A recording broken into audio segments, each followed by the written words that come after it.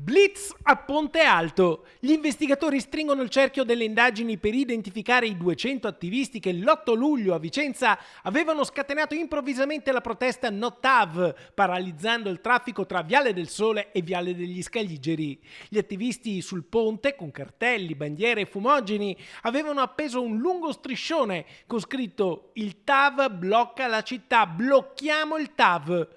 Sul posto erano arrivati i blindati della polizia, i reparti antisommossa, la Celere di Padova, ma anche i carabinieri e le fiamme gialle.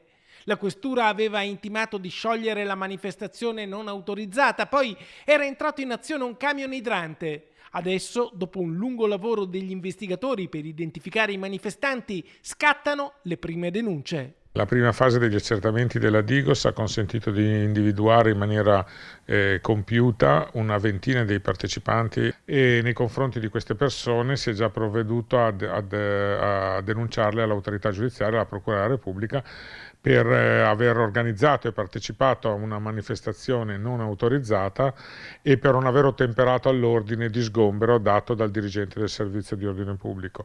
Nei confronti di 6, fino a questo momento, nei confronti di 6 di questi partecipanti, essendo loro residenti fuori dal comune di Vicenza, ho dato disposizione di avviare la procedura per emettere nei loro confronti un foglio di via obbligatorio con divieto di ritorno a Vicenza per i prossimi 3 anni.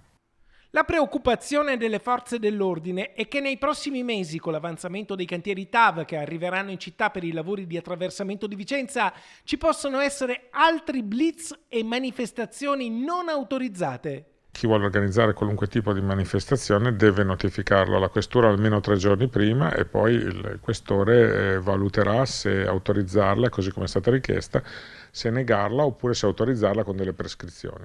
Intanto, dopo le prime 20 denunce e i 6 fogli di via da Vicenza per 3 anni, continuano le indagini per identificare anche gli altri attivisti che l'8 luglio, arrivati da tutto il Veneto, invasero Ponte Alto a Vicenza.